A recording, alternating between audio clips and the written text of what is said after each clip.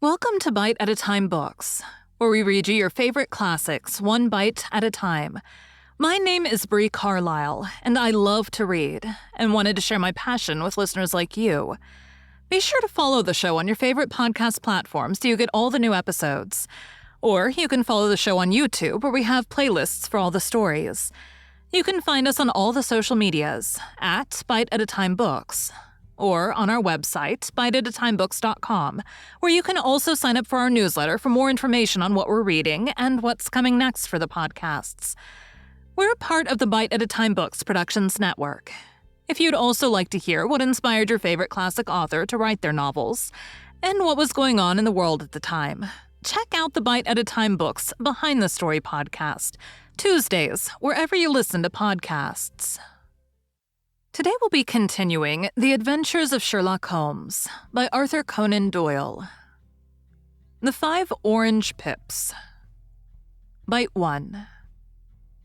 When I glance over my notes and records of the Sherlock Holmes cases between the years 82 and 90, I am faced by so many which present strange and interesting features that it is no easy matter to know which to choose and which to leave. Some, however, have already gained publicity through the papers, and others have not offered a field for those peculiar qualities which my friend possessed in so high a degree, and which it is the object of these papers to illustrate.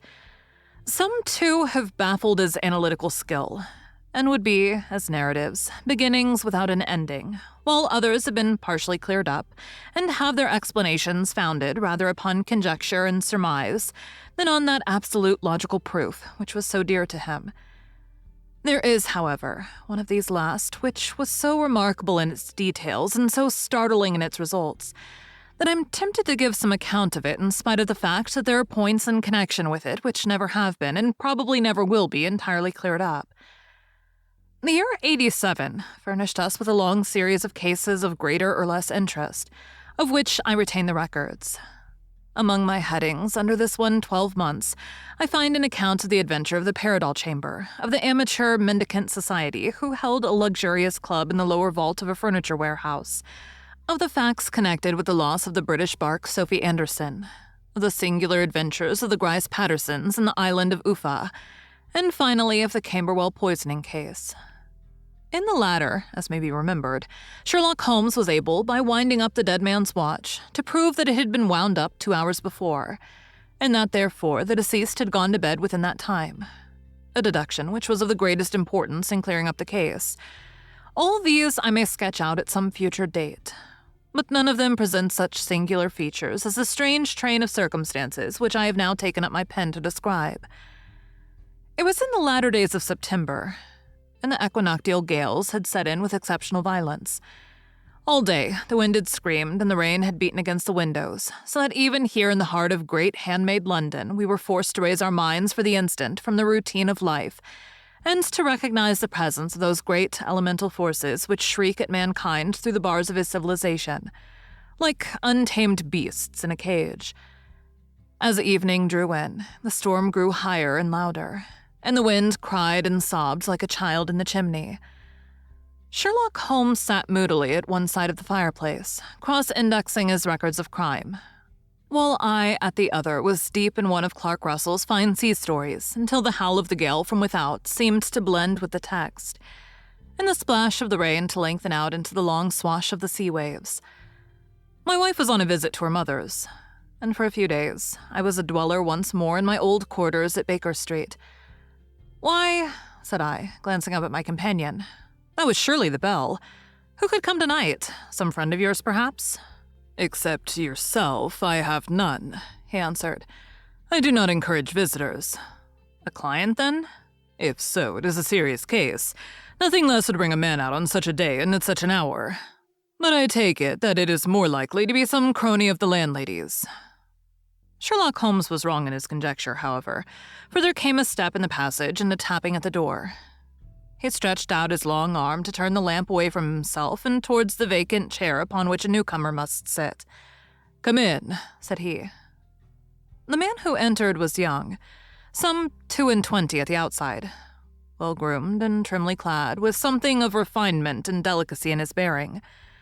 The streaming umbrella which he held in his hand, and his long, shining waterproof told of the fierce weather through which he had come.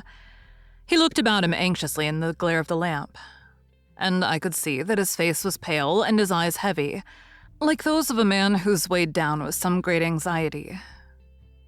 "I owe you an apology," he said, raising his golden pince-nez to his eyes. "I trust that I'm not intruding. I fear that I brought some traces of the storm and ran into your snug chamber." "Give me your coat and umbrella," said Holmes. "They may rest here on the hook, and will be dry presently. You've come up from the southwest, I see." "Yes, from Horsham. That clay and chalk mixture which I see upon your toe caps is quite distinctive. I've come for advice. That is easily got. And help. That is not always so easy. I've heard of you, Mr. Holmes. I heard from Major Prendergast how you saved him in the Tankerville Club scandal. Ah, of course. He was wrongly accused of cheating at cards. He said that you could solve anything. He said too much. That you were never beaten. I have been beaten 4 times. 3 times by men, and once by a woman. But what is that compared with the number of your successes? It is true that I have been generally successful. Then you may be so with me. I beg that you will draw your chair up to the fire and favor me with some details as to your case. It is no ordinary one.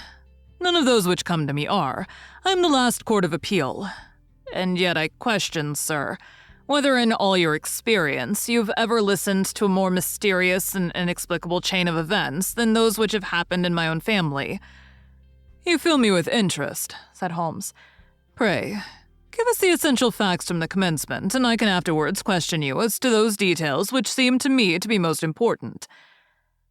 The young man pulled his chair up and pushed his wet feet out towards the blaze. "My name," said he, "is John Openshaw. But my own affairs have, as far as I can understand, little to do with this awful business. It is a hereditary matter, so in order to give you an idea of the facts, I must go back to the commencement of the affair. You must know that my grandfather had 2 sons, my uncle Elias and my father Joseph. My father had a small factory at Coventry, which he enlarged at the time of the invention of bicycling. He was a patentee of the Openshaw unbreakable tire, and his business met with such success that he was able to sell it and to retire upon a handsome competence. My uncle Elias emigrated to America when he was a young man and became a planter in Florida, where he was reported to have done very well.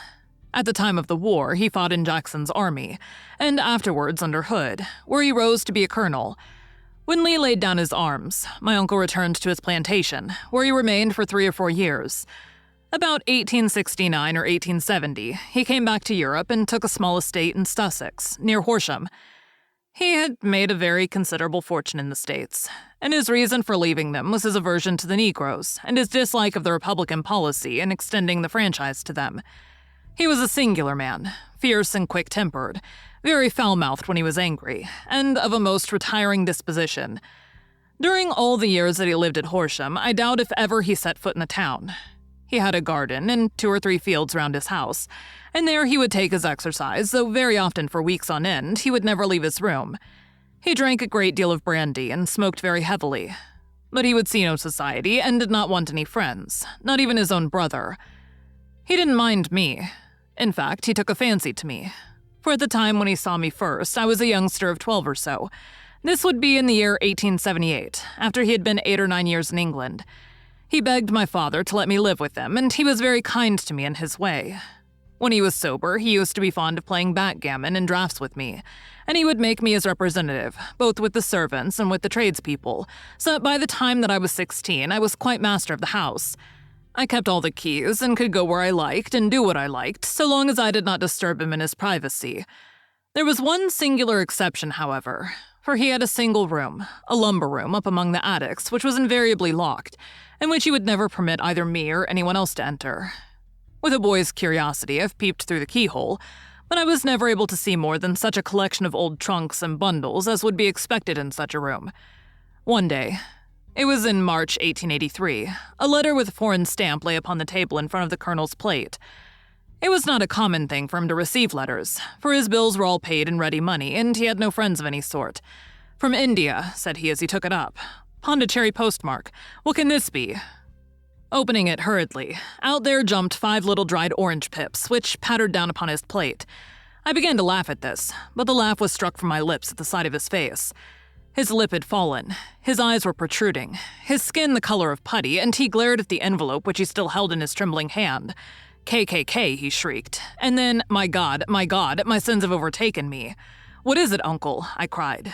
"Death," said he, and rising from the table, he retired to his room, leaving me palpitating with horror. I took up the envelope and saw scrawled in red ink upon the inner flap just above the gum the letter K 3 times repeated. There was nothing else save the 5 dried pips. What could be the reason of his overpowering terror? I left the breakfast table, and as I ascended the stair, I met him coming down with an old rusty key, which must have belonged to the attic, in one hand, and a small brass box like a cash box in the other. "They may do what they like, but I'll checkmate them still," said he with an oath. "Tell Mary that I shall want a fire in my room today, and send down to Fordham, the Horsham lawyer." I did as he ordered, and when the lawyer arrived, I was asked to step up to the room. The fire was burning brightly, and in the grate there was a mass of black fluffy ashes as of burned paper, while the brass box stood open and empty beside it. As I glanced at the box, I noticed with a start that upon the lid was printed the treble K, which I had read in the morning upon the envelope. "I wish you, John," said my uncle, "to witness my will. I leave my estate, with all its advantages and all its disadvantages, to my brother your father, whence it will, no doubt, descend to you. If you can enjoy it in peace, well and good. If you find you cannot, take my advice, my boy, and leave it to your deadliest enemy. I'm sorry to give you such a two-edged thing, but I cannot say what turn things are going to take. Kindly sign the paper where Mr. Fordham shows you." I signed the paper as directed, and the lawyer took it away with him. The singular incident made, as you may think, the deepest impression upon me, and I pondered over it and turned it every way in my mind without being able to make anything of it. Yet I could not shake off the vague feeling of dread which it left behind, though the sensation grew less keen as the weeks passed and nothing happened to disturb the usual routine of our lives. I could see a change in my uncle, however. He drank more than ever, and he was less inclined for any sort of society. Most of his time he would spend in his room, with the door locked upon the inside. But sometimes he would emerge in a sort of drunken frenzy and would burst out of the house and tear about the garden with a revolver in his hand, screaming out that he was afraid of no man and that he was not to be cooped up like a sheep in a pen by man or devil. When these hot fits were over, however, he would rush tumultuously in at the door and lock and bar it behind him, like a man who can brazen it out no longer against a terror which lies at the roots of his soul. At such times I've seen his face, even on a cold day, glisten with moisture as though it were new and raised from a basin. Well, to come to an end of the matter, Mr. Holmes, and not to abuse your patience, there came a night when he made one of those drunken sallies from which he never came back. We found him, when we went to search for him, face downward in a little green-scummed pool, which lay at the foot of the garden. There was no sign of any violence, and the water was but 2 feet deep, so that the jury, having regard to his known eccentricity, brought in a verdict of suicide. But I, who knew how he winced from the very thought of death, had much ado to persuade myself that he had gone out of his way to meet it. The matter passed, however, and my father entered into possession of the estate and of some £14,000 which lay to his credit at the bank. "One moment," Holmes interposed. "Your statement is, I foresee, one of the most remarkable to which I've ever listened. Let me have the date of the reception by your uncle of the letter and the date of his supposed suicide." The letter arrived on March 10th, 1883. His death was 7 weeks later, upon the night of May 2nd. "Thank you. Pray, proceed." Thank you for joining Bite at a Time Books today, while we read a bite of one of your favorite classics. Again, my name is Bree Carlile, and I hope you come back tomorrow for the next bite of the adventures of Sherlock Holmes. If you enjoyed our show, be sure to follow us so you get all the new episodes. We would also love for you to drop us a rating on your favorite podcast platform. You can catch us on all the social medias at Bite at a Time Books, or check out our website, biteatatimebooks.com, where you can sign up for our newsletter. Our show is part of the Bite at a Time Books Productions Network. If you would also like to hear about the authors who write the books we read on the show, check out the Bite at a Time Books Behind the Story podcast, wherever you listen to podcasts, or on biteatatimebooksbehindthestory.com.